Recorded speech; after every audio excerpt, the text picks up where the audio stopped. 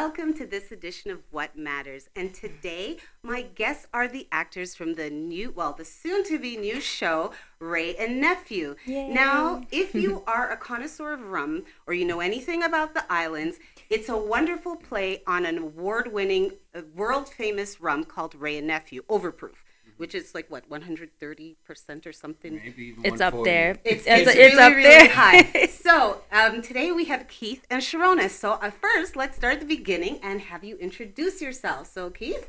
My name is Keith Hill Jr., and I'm the writer, creator, and executive producer of Ray and Nephew.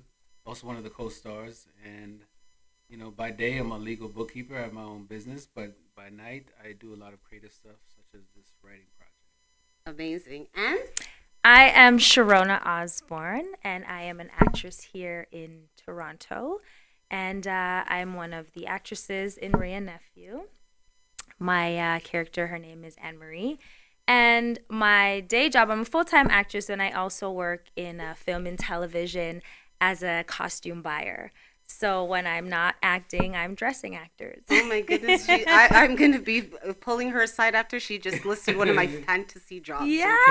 Okay, we can talk. We have to talk. That is like one of my fantasy jobs. Absolutely. Mm-hmm. Okay, so let's start at the beginning. Now, for our Caribbean Canadian audience, a lot of what I'm about to show you is completely familiar. And for those who are not, get ready for you can ask your questions, but get ready for a very interesting perspective, something we often don't see on television, which is amazing. So here is the preview of Ray and Nephew.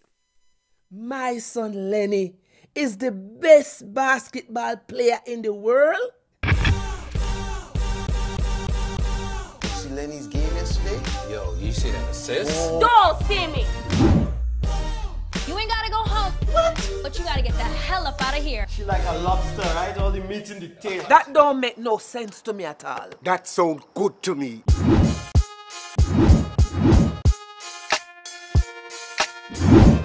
Just because our son is making millions. Next! She don't believe in me anymore. Oh Lord, my poor husband. Yo, your meeting's over. Over like your basketball career.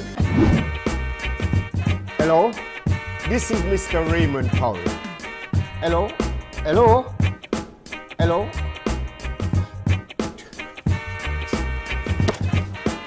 That prayer was for you.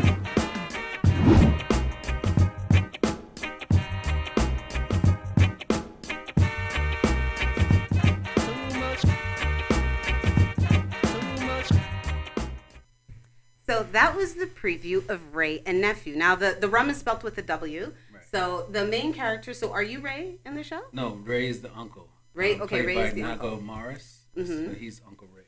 Okay. I'm Junior. And you're Junior. Okay, The so nephew. Explain to me the nephew. Yeah. Right. Okay, so explain to me the premise of the show. So the storyline is basically following Ray and his nephew and the juxtaposition about how they navigate through life. So the log line is, you know, two men try to navigate their way through life even though they're already rich, or they try to find success even though they're already rich. So it's almost like, if you're rich, why is there any problems in being successful? But because they complicate it in their own different, respective ways, it just goes to how sometimes you could have it all, but you still complicate life even though you have everything that you wanted. Right. I really like that contrast between, you know, even though they're already rich, they want to know how to be successful, because a lot of people equate rich wealth with success. Exactly. Right? Mm-hmm. And that those two always don't go hand in hand. Yeah. Okay, so there's a lot of things from the trailer that I want to touch on, but I'm trying to go in order. So, and if you've watched, Keith has been a guest before, so this isn't our first rodeo.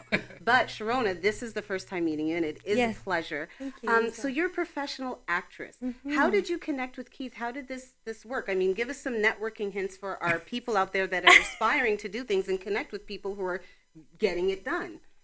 Yeah, actually, I believe it was Stacey Ann. Stacey, I was about to say shout out to Stacey Ann Buchanan. Yeah, Stacey Ann Buchanan. Shout out to her. She's another actress here in Toronto, and producer and writer as well. She actually reached out to me on behalf of Keith at first and said, hey, you know, I have a friend who's working on a project. and we're thinking about you for the role. And then we met, and he kind of shared the idea with me, the concept, and it sounded really interesting. And I was like, okay, same idea as you, is in terms of it being a fresh new concept coming out of Toronto, giving a voice to, you know, our culture and the mix and what goes on here and that type of thing. So I was kind of drawn to it from the beginning. And then I got the script, kind of read it over, and I was like, yeah, and sign so me up. what is your role? I know you're Anne Marie, and for, again, if you're not familiar with the culture, Anne Marie, Rosemary, very popular Caribbean names. Caribbean names that are like, you know what, I'm the Donovan. most, Yes. that's one of the things that I'm most proud of, is because I know everybody who knows the culture can recognize that. Absolutely. That's the name, you know, Yeah. Anne Marie and Uncle Raymond, you know what I mean? Exactly. Absolutely. Yeah. And then even as a twist, a white character, Caucasian character, her name is Ebony, you know what I mean? Okay, so who is Anne Marie? How does she fit into this whole thing? Yeah, so Anne Marie is the nephew's personal assistant. Okay. But basically, like, her character, came from the hood, so she's, you know, a hood chick who has recently found the Lord and is just kind of like changing her life and trying to be on this, newly saved, on the straight and narrow, but she still has a little spice to her. So if you turn up on her, she might just clap back. So we kind of get to see her navigating from being, you know, just a simple girl, you know, she babysits and that sort of thing, into getting pushed into this role of working alongside, you know, this high-powered person, getting paid a lot more money, and we kind of just see, for me, the way I approached the character was, I'm almost like a voice of reason. Okay. You know, there's a lot of chaos going on in the family, a lot of comedy and stuff like that, and Emery kind of is the level-headed character, which is how I approached her. But knowing her background, knowing that she has that tough side, right, you know, that shows in the little clapbacks that she might do with certain characters, or like attitude or rolling of the eyes, or even the way she dresses. You see also the transition of her character in her costume as well. She's from Jane and Finch. She's from Jane and Finch. Okay, so you know, Canadian. again, yeah. So she's Canadian Caribbean. Yes. And is your character born in Canada as well? Exactly, yeah. Okay, so, yes. Okay, when we come back from this break, I'm going to explain to you a little bit about the cultural differences between us and the United States and how we kind of claim where we're from. We'll be right back after this break. Are you retiring smart? Make your home's equity work for you. With your home's equity and our 30 years of experience, the Retire Smart Properties team can help you achieve the quality of life you've always wanted. Our services are 360 degrees. We'll give you advice, take care of staging and selling, and help you find the perfect home and community to transition to. It's time to enjoy the retirement lifestyle you deserve. Visit our website today to learn how you can use your home to retire comfortably.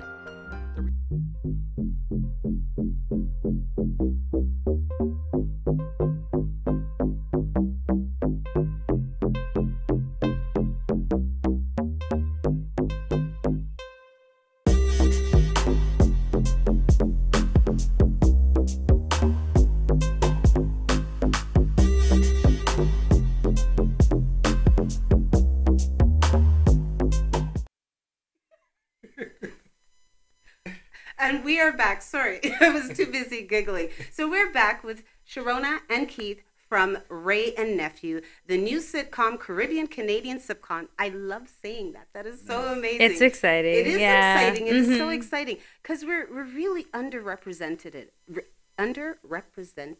on television. Yeah. And, you know, going back to some of the classic Black television, I think would be the best way to say it. A Different World, The Cosby Show, shows like that. And one of the reasons that I love them so much is that they were good shows. They were good shows, and it wasn't just about being Black. Because often when you have Black families represented on TV, they are American Blacks. So we don't see ourselves, you know, and it is a very different culture. And what I liked about those shows, it was life. It was just everyday life, and they navigated it as people, and sometimes very culturally specific issues would come up. But what I loved about the show was that in most episodes you could interchange them with anyone and it would work. But what I love about the premise of this show is it is very specific. And I think in that it would, now this is me assuming, that it would deal with issues that are very specific to our culture. Now, something I was saying before the break is that as Canadians, we tend to very much, what's the word I'm looking for? We tend to represent, or we tend to hold on to the cultures of either our parents or our grandparents. Yes. So in America, you have American Iranians or American Jamaicans, where in Canada, they would just say they're Jamaican. Yes. Even if They born weren't in born Canada there, right. and so forth. They even may be second generation, but that's how they identify. So it is a bit different here. And that being said, a lot of Black Canadians, especially in Toronto, they are first and second generation, and their parents are, you know, their parents immigrated, and sometimes their grandparents. So in Ray and Nephew, what cultural issues would you say you address or bring up? And we're going to start with you, Sheronna. Cultural issues? Or anything specific to the Caribbean Canadian culture, would you say? Well, I think right off the top, the fact that we also have Trini, who's a character in the show. So just the multiculturalism in general. So it's not just Jamaican or whatever. So in terms of just being from the Caribbean, that's, you know, being from Toronto, we're a melting pot already.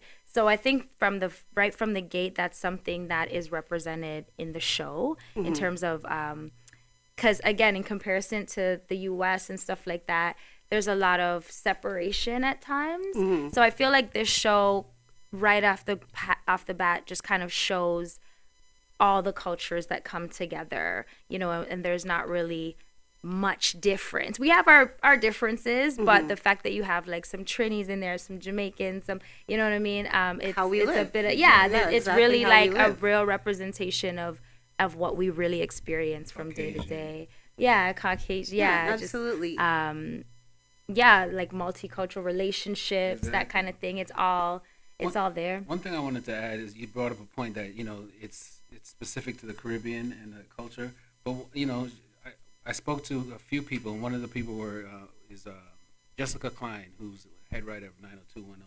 Okay. And, you know, we connected in terms of the idea when it was just in the conceptual stage. And she encouraged me to just make it specific to the culture, which is what made it different, right? But broad enough to the point where everyone else could enjoy. Enjoy. Yeah. So that's what it is. And relate.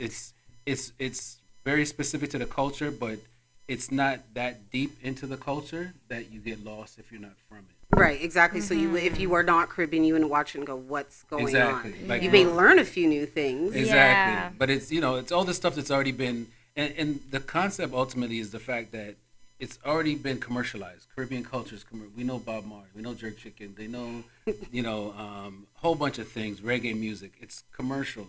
So it's just utilizing the things that already are commercialized and just putting it all into one pot and just speaking to that aspect, and every once in a while going a little bit deep, but not staying there so that people will get. Okay, because I do see. I mean, it is a situational comedy, right? Absolutely. Yeah.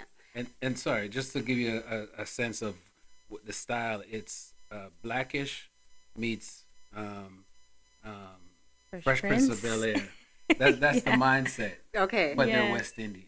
Okay, that from the clip, I did get that Fresh Prince of kind of Bel-Air feel from the clip. Yeah. Now, something interesting that I noticed during the clip was, so Ray is the uncle, right? Right. Okay, I'm gonna see. Uncle Ray. Uncle Ray. So Uncle Ray's nephew, which is me, which is you, right, he's come back from where? Where did he go? To New York. So the storyline is that he left from Canada to go to New York, and then for a basketball scholarship, and then he's returned years later. Okay, so he got the scholarship and he played professionally. Not professionally, college. He never got his dream fulfilled. Okay. And then he returned back to Canada to help run the family business. Okay. And I see that there's a part where the uncle says something to the effect of, my wife thinks because, you know, her son or my nephew has made money, she doesn't really need me anymore. Is that a like an underlying theme of the whole show? It is. Like everyone, like I was about to say Anne Marie. like Sheronna. She's that good, guys. She's just that good. You know, method acting all the way. Everyone has their story arc. So everyone has their internal battle and their story arc. So as Sheronna just described, what her character's story arc is, you know, that's part of his. His is that he doesn't feel wanted. He doesn't feel valued. Not that he's being made to feel that way. It's self-inflicted. You know, his own personal demons he's dealing with. So that is a running theme, that he's just trying to feel valued, because now his wife doesn't need him to provide because her son is wealthy. So he feels undervalued as a providing type of individual. So that's just his character flaw that he's trying to battle. Interesting. I mean, that's a topic I love to talk about, man. Mm-hmm. So that's a topic that has come up, is how not just from having a son who's wealthy that can take care of you, but even women earning independently. Mm-hmm. It's had a lot of men kind of lose their sense of value. Exactly. What's my place now? What do I do? If you're bringing home bacon, you brought home the whole pig, really. Exactly. So now what do I do? And I think it's that transition of understanding that providing is not just a financial thing. Exactly. There's so many other things that cannot be replaced, right? That can be provided, or should be provided, really, by that male partner. And so for the nephew, which is you were saying that his dreams weren't fulfilled. So is that also an underlying theme in the show? Not directly, no. His story arc is more personal in terms of just trying to find, you know, love in that aspect and not really realizing what that looks like. So his story arc is more about that. So it's very specific in terms of what everybody's going through and how they all mesh together. But for him, it's more about trying to find love and looking in all the wrong places. Okay. And I like how you put that. You said not knowing what that looks like. Because I think a lot of times people are seeking things and they aren't really sure what they actually should be like. Mm-hmm. Or they have an idea, a Disney idea, or a popular video idea in their head of what it looks like. And when relationships aren't a series of sunsets, they start to wonder if they're valid, if they're true, if they're real. Yeah. So that's really interesting. So are those issues though between the uncle and the nephew resolved during the course of the show? Well, you know, because we want to be multi-seasonal. He's like, no, we didn't resolve it. Not yet. We didn't get there. We need to do that next season. Or the next. Or bring a new problem so that there's another season. Yeah, so no, it doesn't get resolved. It just gets exposed and understood. So this is more of like an expose in terms of who they are, what they're dealing with, and getting an understanding of the characters. That's what season 1 is about. And you said something interesting too, that I think, in a way, almost all the characters are going, well, definitely Anne-Marie's character too, in terms of the finding love and trying to figure out herself too, with her newfound, walk with the Lord, and there's almost this like underlining tone of like, could the type of woman she is be what, you know, Junior should be with or should have, but we don't get there. But like that's season 2. But you know, just a little sneak. Yeah. Sneak. So can you tell me if it's you two that are having a relationship? Well, I can tell you we're not. You know, it's definitely not. No. So on the show, you guys aren't together. She's just your personal assistant. Yeah. So you're looking for love in other places. Yeah, there's a whole lot of places. We're going to break. We're going to go for a commercial break. And when we come back, we'll be back with some of the actors, the cast from Ray and Nephew. Hello, my name is Anisha, and I'm the production manager of TCN Network. Have you ever wanted to host your own show? Do you have a message to share? Well, you're in luck. We are looking for dynamic and unique individuals to host their own shows. We are seeking people who are committed, motivated, and energetic. Do you want to be the next Jimmy Fallon, Ellen DeGeneres, or Shane and Ryan from BuzzFeed Unsolved? Start here. Fill out the Propose to Show form on mytcntv.com. We're here to educate, support, and build the community. Can you lead by example? Go the extra mile and seek knowledge? Are you humble, disciplined, responsible, selfless, and enthusiastic? Those are our core values. And if you identify with them, you could be part of a growing network that focuses on positivity and uplifting our community. We can't wait for you to join us on TCN Network and hope to hear from you soon.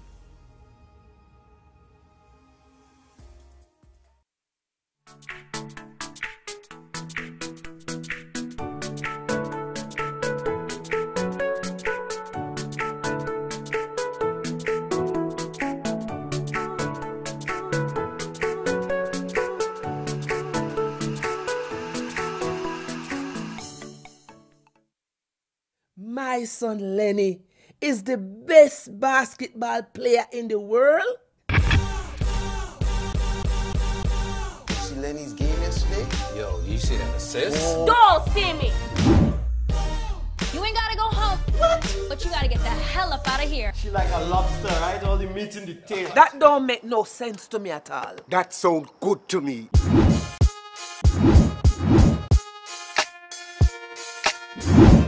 Just because our son is making millions. Next! She don't believe in me anymore. Oh Lord, my poor husband. Yo, your meeting's over. Over like your basketball career. Hello? This is Mr. Raymond Powell.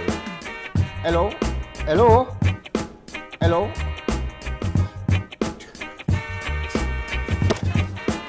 That prayer was for you.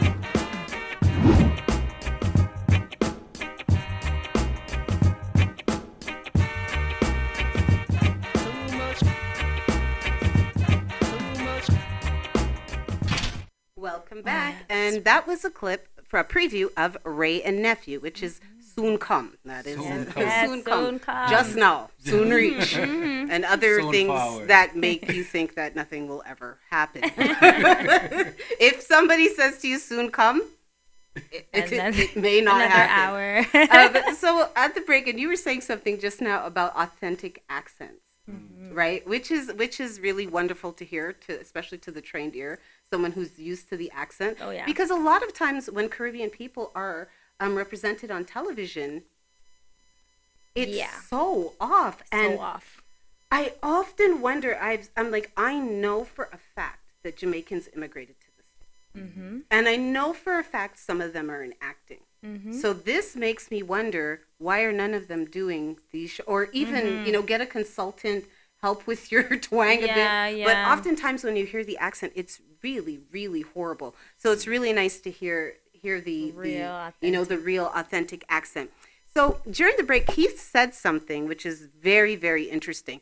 So if you saw him the first time he appeared, Keith is an author. So he just keeps adding things behind his name, right? Author, actor, who knows what he's going to be when he shows back up here the next time. But he came because he wrote a book called Fighting Fear and Doing Discipline? Correct. Yes, and Doing Discipline. And the Doing Discipline part was like the big revelation to me. That is once you fight the fear, if you are not disciplined about it, Exactly. there was kind of no point. You slayed that demon only to stay in the same place. And so during the break, Keith mentioned that this was one of his fears. That he never really I was asking Sheronna what did Catch you down. I'm so fascinated with your career and I'd love to hear more about how you got into it. And I said, yeah, and Keith too, you're an actor. And he's like, I noticed that you put up today actor so and so and so and so. And then I was like, wait, I'm an actor. And I'm like, yeah, you are. That's what people in shows are called. And then he said this was one of his fears. Absolutely. Love that. That is amazing. So you're applying what you're teaching. 100%. And the fact that I'm here, the fact that we have this show is proof positive that it works, because not only did I have to conquer that, but I had to be disciplined enough to write it, to just in terms of what we were discussing, story arc. That's stuff I studied and learned and had to do the discipline to make sure that I did it right and did, just my homework and things of that nature. So, yeah, I'm not just talking it, I'm walking it. Okay, so when you wrote this, it was not your intention to act in it? Not at all. Wow. Not at all. And so what made you decide to be the nephew? Well, when I was casting it and just getting everybody, one of my fears was just starting and then someone telling me that they can't continue. So I just figured one less person to worry about. Just cast myself. And you cast yourself. That's it. And so before this, have you acted? Never, ever. Wow. But he does a really good job. You know what I actually did? I just started doing background acting just to get more exposure. So I've been on a few sets just to see what the real sets are like. Not to say ours wasn't real, you know what I mean? It was definitely real, but to go on the actual film sets and real television sets. So I've been doing a little bit of that. It's not the same, but it's a different experience. Right. So yeah, so I went all in.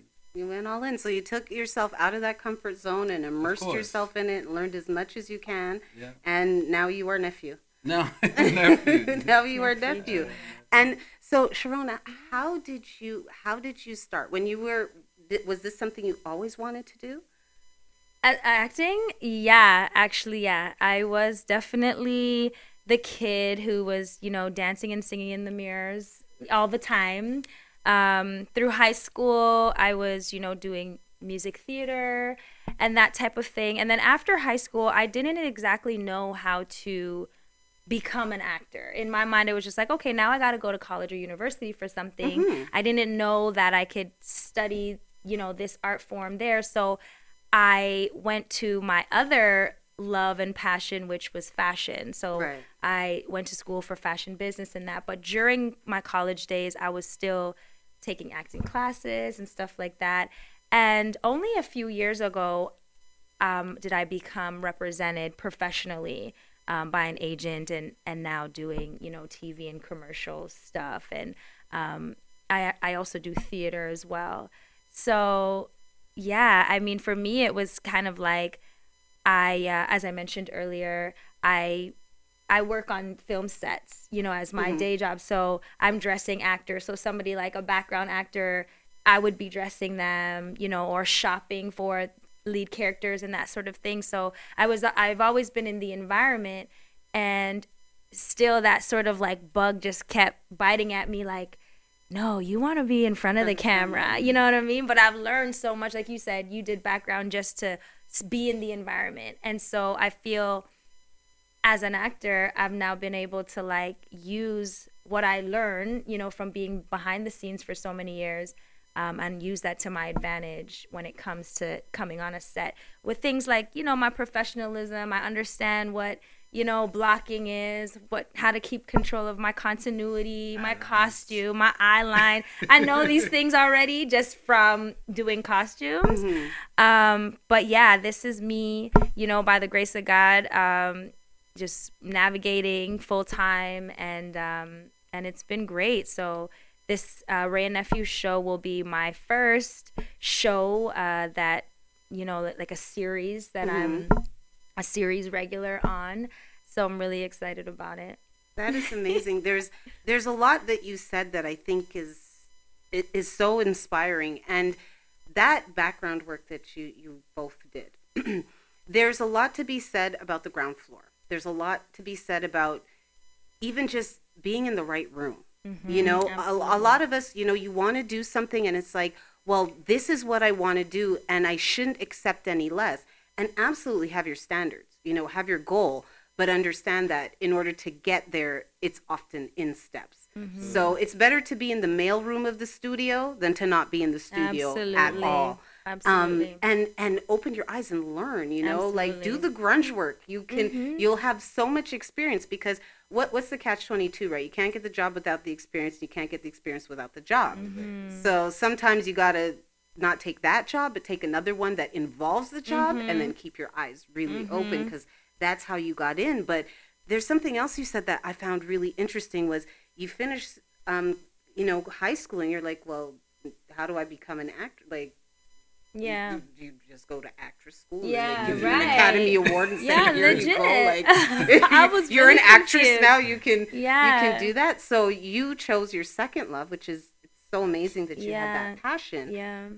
And it still led you. Yeah, right? And it all fits, it all right? came together. It just all fits. Because after I graduated from fashion business is when I learned about the film union, and just based on my credentials, I was able to get into the film union under the category of costumes, you know? So now I'm like, okay, I'm getting closer. I'm in the environment, you know, and so nothing went to waste. And now even as an actress, like when I walk into audition rooms, I have a more heightened sense about, you know, how to even dress for an audition, because I really dress actors, and it's not about fashion, it's about real life. What do you really look like in real life? You know what I mean? So interesting. Yeah, I'm so thankful that I didn't have to take the route of, you know, waitress or bartender at night and actress by day, like, and discovered because you dropped the drink on Brad. Yeah, like I'm really not just knocking those who do. Not knocking that, because that's amazing not, too. Exactly, not but taking away. Please this don't is think just how my journey has been carved out so far. So I'm just going with it, and it's awesome. So it's such a pleasure to meet you. Thank you. At the end of the show, we always do like a little mini photo session, and I have to get a whole picture of her outfit to show you. No, seriously, to show you that even though, and you'll understand when I post this picture what I mean, even though her outfit is amazing and it's different, right? And not everybody could pull it off.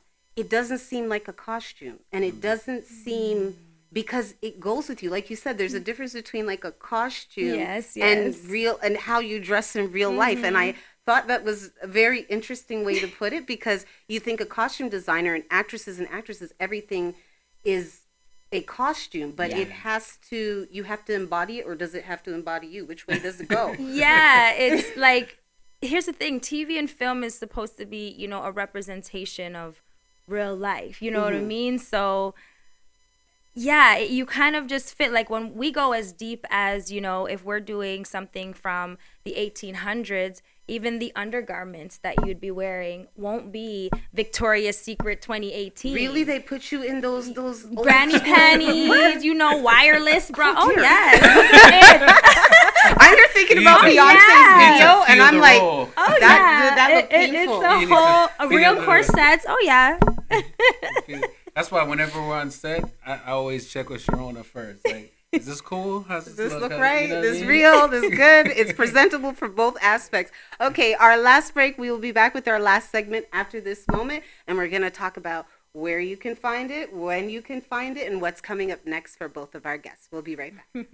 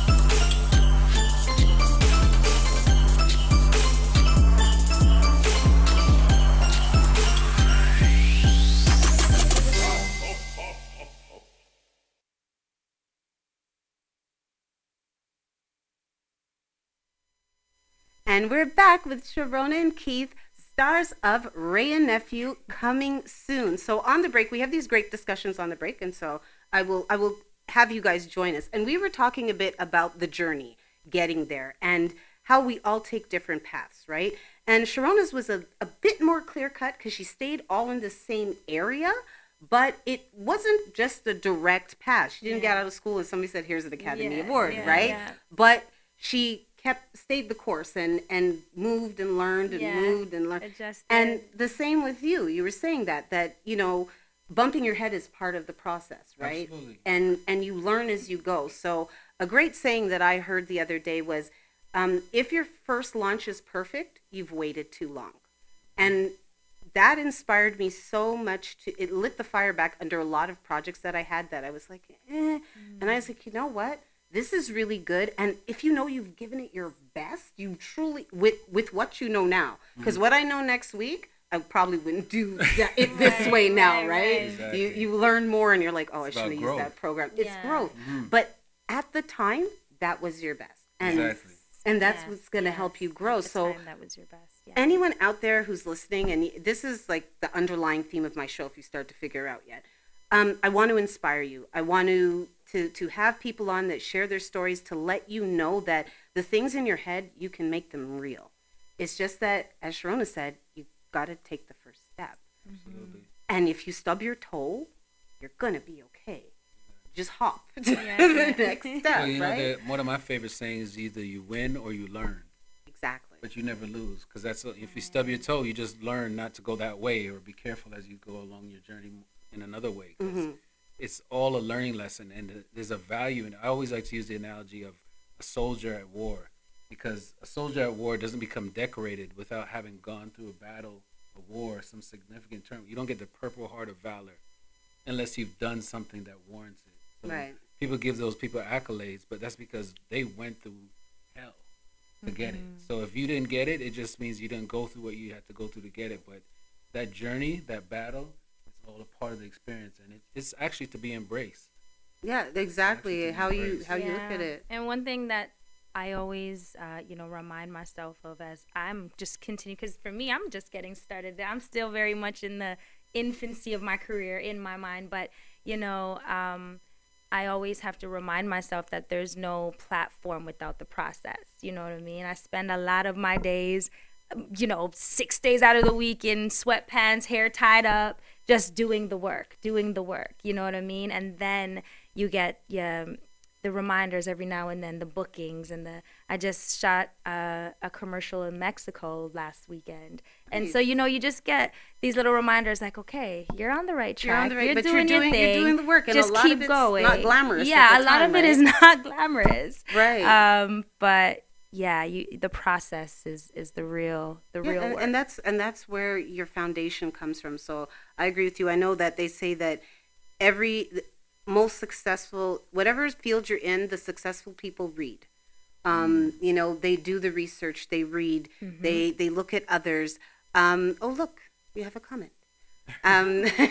It's a part, as you said, of the process. So now going forward, now Keith, like I said, every time you're here, you're a new person. You're doing a different thing. You came on the first time as the author. Now I have him back. Professional right? I don't know what's going to come next. So what do you have on the horizon? What are the plans? What's up next? Well, you know what? It's all about Ray Nephew. Because as much as I've written the book, and as much as I'm a self-employed legal bookkeeper, I'm a professor at George Brown College. This project right now is a passion project that allows me to take all of that. I do bookkeeping for a living, so I'm doing the books for this. Any money that's spent, I'm you know what I mean. So, and I'm a writer, and I get to write this, and all these other factors I get to put all into this. So my biggest thing right now is to make this thing a reality and take it to the next level. Okay, and when do you expect to launch? When do you expect this to launch? When can we watch? 2019 is when we can launch. Is when we're going to launch. But the exact date, we're just waiting for some metrics to because the good news is that we have some people paying attention. Some people that want to see us do well, and some people that can help us do even better. So I'm trying to make sure that the numbers are right, so that the response is right, and that when we release it, people actually know about it, which is why we're here. So thank you very much. Yes. Oh, it's my pleasure. I really, this platform has been a blessing for me because it allows me to promote, obviously, people I think, because, hey, but it allows me to promote and give a platform to people who are doing things in the community, for the community. And as I said, when you first told me about it, because you had mentioned it, of course, when you were first here, when you first told me about it, I was like, that's amazing. I would love to see a Caribbean Canadian, sitcom, and here we are. And can I say one thing too? You mentioned that doing things for the community. One of the main things that I'm most proud of is that it's just not a comedy. It's just not entertainment. There are underlining messages. Like as much as I mentioned each one of our story arcs, it's how I get through, or my character gets through, finding love, and at the end of it all, it's gonna be like, oh, that made sense. Right. And then how Uncle Ray feels his self-worth, but then when he realizes after the fact, oh, I guess I should have never felt that way because my wife does love and value me. But taking everyone through a journey through a comedic sense is obviously more entertaining. Exactly, yeah. But the messages are what's really being embedded into as nuggets throughout the whole story. Amazing. And what is up next for you? What do you have on the horizon? We got time?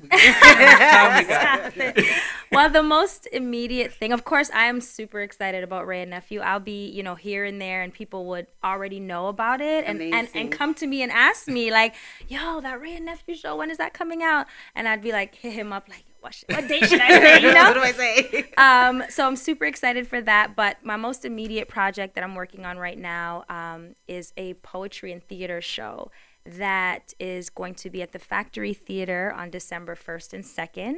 So just in like a week or two. I know. Which it's called He Said, She Said, They Said, We Said. So HSTW. And it's basically a combination of poems written by one of the actors who's the writer and producer of the show. And we've kind of brought the poems to life in a theatrical way. And it's a whole experience because it's an art exhibit, it's the show itself, and then it is a talk back afterwards. So we touch on topics like sexuality, vulnerability, fortitude, relationships, all of that. So and there's a talkback session afterwards. Yeah, That's different. So we did the first one in June, sold out that show. People were standing in the back. It was like our little baby, like, oh wow, people really like this. And we were so surprised to actually see the men in the audience had the most to say at the end. They were like, I got an opinion about that, and we're like, really? So that was pretty amazing. So we're back, and just leveled up the whole show. And so that's December 1st and 2nd at the Factory Theater, which is just at Bathurst in Adelaide. Okay. Yeah. Amazing. Amazing. So that's a bit, I would love to be in an event where the men are participating. Oh yeah. You should really definitely great. come to the show. I'll give you the information. No, you know what? It's refreshing. It's so funny that in so many ways they're dominant, and then in other ways that are actually really important, they're completely underrepresented. So as much as, yes, men have kind of had the stage, but they haven't had a voice or an authentic voice. And as we were discussing at the beginning of the show, when, bringing home the bacon is no longer your primary purpose, it's time to delve back into yourself, the whole segment as a human being and what you have to offer. And, like I said, this is a favorite topic of mine because for a long time I thought I had nothing to say. I thought because I'm not a man, it's just an opinion, but I have the platform, so we definitely should speak about it.